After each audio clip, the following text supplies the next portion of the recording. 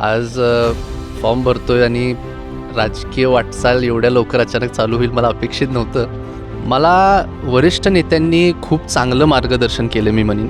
विधानसभेच्या वेळी जरी संधी मिळाली नाही तरी राजकारणाची पहिली पायरी ही महानगरपालिकाच्या निवडणुका असतात, तर त्याला घराणेशाही म्हणता येत नाही आणि लोकांचा फार मोठा विश्वास माझ्याकडं आहे, माझ्याबरोबर आहे. त्यामुळे मी काम करत राहणार आणि ह्या सगळ्यांची मिळून जी ताकद उभा होणार आहे त्यासमोर विरोधक टिकू शकणार नाहीत ह्याची मला खात्री आहे.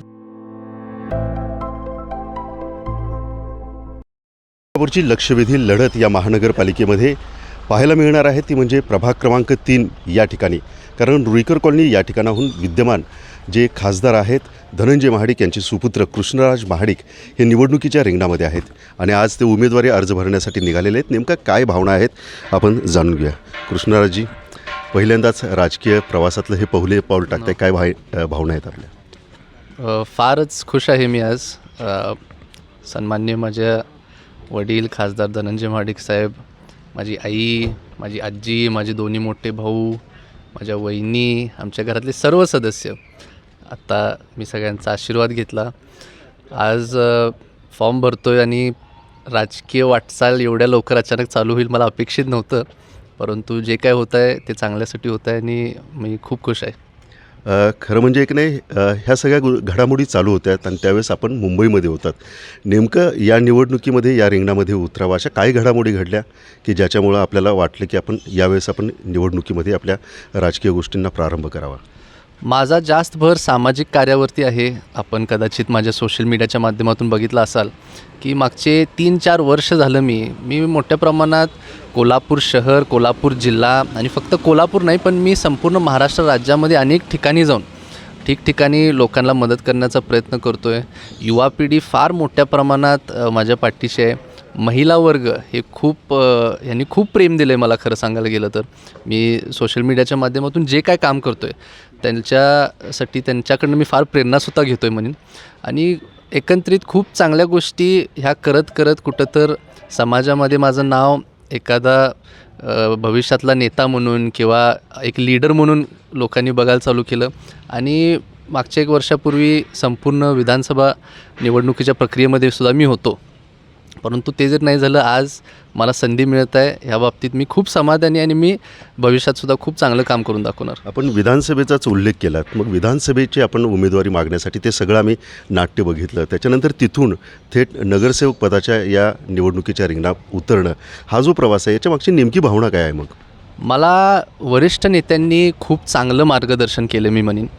मला सर्व नेते मंडळी जे अनेक वर्ष झालं ते हे व्यवस्थितपणे सांगत आलेले आहेत की विधानसभेच्या वेळी जरी संधी मिळाली नाही तरी राजकारणाची पहिली पायरी ही महानगरपालिकाच्या निवडणुका असतात किंवा ग्रामपंचायती असतात किंवा जिल्हा परिषदपासून एखाद्या व्यक्तीची सुरुवात जर झाली तर तुम्हाला एका संविधानिक पदावरती राहण्याचा काय महत्त्व आहे आणि त्या पदाचा वापर कसा केला पाहिजे, त्या पदामध्ये काम कसं केलं पाहिजे हे तुम्हाला एकदम फाउंडेशन लेवलपासून शिकायला मिळतं.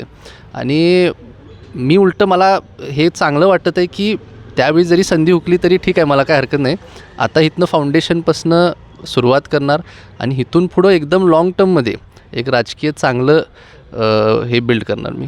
आपण आपल्या मुलाखतीमध्ये सांगितलं होतं की मुख्यमंत्री देवेंद्रजी फडणवीस असतील, रवींद्र चव्हाण यांच्याशी माझी बैठक झाली, त्यांनी मला काही सूचना दिल्या. काय नेमकं तुम्हाला गाईडलाईन्स दिल्या त्यांनी? माझे मार्गदर्शकच ते आहेत सन्माननीय मुख्यमंत्री देवेंद्रजी फडणवीस साहेब, रवींद्र चव्हाण साहेब, बावनकुळे साहेब. आणि ह्याच लोकांच्या माध्यमातून मी आजपर्यंत काम करत आलेलो आहे. आपण सगळे बघताय की त्यांचंसुद्धा जर तुम्ही राजकीय प्रवास बघितला तर त्या प्रत्येक नेतेमंडळींनीसुद्धा एकदम ग्राउंडपासनं त्यांच्या राजकीय जीवनाची सुरुवात केली आणि तसंच आज मी सुद्धा करत आहे आणि त्यांच्या माध्यमातून मला काम करायला मिळते ह्या बाबतीत मी स्वतःला भाग्यवान समजतो. वरिष्ठ पातळीवरून तुम्हाला टिप्स दिल्या, परंतु घरातून काही टिप्स मिळाल्यात विशेषतः खासदार महाडिक यांच्याकडून?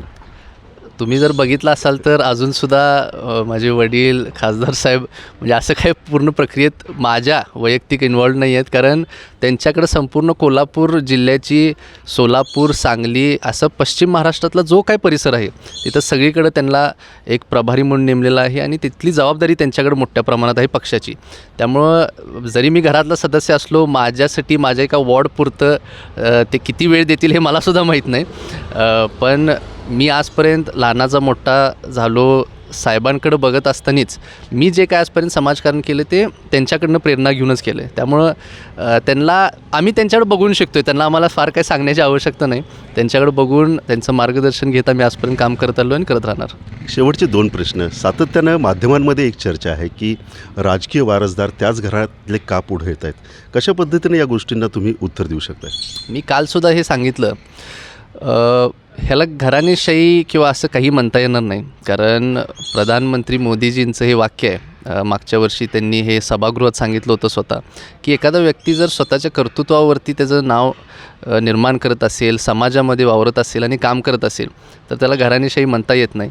आणि तसं मला माहिती आहे, मला विश्वास आहे की लोकांना हे पटते की मी जे काय आजपर्यंत काम करत आलो आहे ते माझ्या कपॅसिटीने केलं आहे. माझ्याकडे कधी कुठलं पद अजूनपर्यंत नव्हतं. ही पहिली निवडणूक आहे ज्याच्या सामोरे मी जात आहे. पक्षाचं पद नव्हतं, कुठलं संविधानिक पद नव्हतं, तरीसुद्धा मला गव्हर्मेंटकडनं डेव्हलपमेंट फंड्स आणता आले. माझ्या स्वतःच्या रेव्हेन्यूच्या माध्यमातून मी मदत करत आलेलो आहे लोकांना. आणि लोकांचा फार मोठा विश्वास माझ्याकडं आहे, माझ्याबरोबर आहे. त्यामुळे मी काम करत राहणार. शेवटचे 2 प्रश्न. आपण स्वतः या निवडणुकीच्या रिंगणामध्ये आहात. कोल्हापूरमध्ये एक लक्षवेधी लढत प्रभाग क्रमांक 3मध्ये पाहायला मिळणार आहे. त्याच्यामुळं विरोधक जे आहेत आपले, त्यांचं सगळं लक्ष या ठिकाणी असेल. कुठंतरी कोंडी करण्याचे प्रयत्न करतील, वेगवेगळ्या पद्धतीनं हे करतील. तर ही निवडणूक तितकी टफ वाटते की कशा पद्धतीनं बघताय? नाही, मला बिलकुल चिंता नाही आहे. कारण ह्या संपूर्ण परिसरामध्ये आमचे खूप चांगले संबंध असणारे अनेक परिवार आहेत, अनेक लोक आहेत. माझी इच्छाच आहे की सगळ्यांचं लक्ष इथंच लागलं राहून देत. कारण मग आमच्या महायुतीच्या सगळ्या सीटा बाकी संपूर्ण परिसरामध्ये निवडून याव्यात. आणि तुम्ही म्हणला ते पण अगदी योग्यच आहे. माझ्या भोवती आता बरेच लोक बरेच काही गोष्टी प्रयत्नशील करत आहेत, खास करून विरोधक. पण काही काळजी नाही आहे मला. जे आहे ते आहे. राजकारणाचा भाग आहे, याच्यातनं शिकायला मिळणार. 16 तारखेच्या निकालाच्या बाबतीमध्ये काय प्रेडिक्ट कराल तुम्ही? आम्ही महायुती म्हणून एकत्र सामोरे जात आहे. धनंजय महाडिक साहेब, मुश्रीफ साहेब, आंबेडकर साहेब, क्षीरसागर साहेब असे अनेक आमचे महायुतीचे नेते मंडळी जे आहेत हे एकत्र मिळून ह्या निवडणुकीच्या सामोरे जात आहेत. आणि ह्या सगळ्यांची मिळून जी ताकद उभा होणार आहे त्यासमोर विरोधक टिकू शकणार नाहीत याची मला खात्री आहे. तर एकंदरीतच थोड्या वेळातच या ठिकाणाहून कृष्णराज महाडिक हे निवडणुकीचा फॉर्म अर्ज भरण्यासाठी निघालेले आहेत. आणि तत्पूर्वी जात असताना लाईव्ह मराठीचे एक्सक्लुसिव्ह बोलत असताना त्यांनी या निवडणुकीच्या अनुषंगानं आपल्या भावना व्यक्त केलेल्या आहेत. मटण थाळी, चिकन थाळी, स्पेशल गावरान चिकन थाळी इतकंच काय, ऑर्डरनुसार मुंडी रस्सा आणि खेकडा थाळी. आणि हो, शाकाहारी लोकांसाठी खास व्हेज गावरान थाळी सुद्धा उपलब्ध आहे बरं का. चला तर मग अस्सल कोल्हापुरी जेवणाचा आनंद घेऊया. आजचा बेत फक्त रानवारा रिसॉर्ट मध्ये. संपर्क 9209761353. पत्ता कोल्हापूर पन्हाळा रोड, केर्ले, मानेवाडी.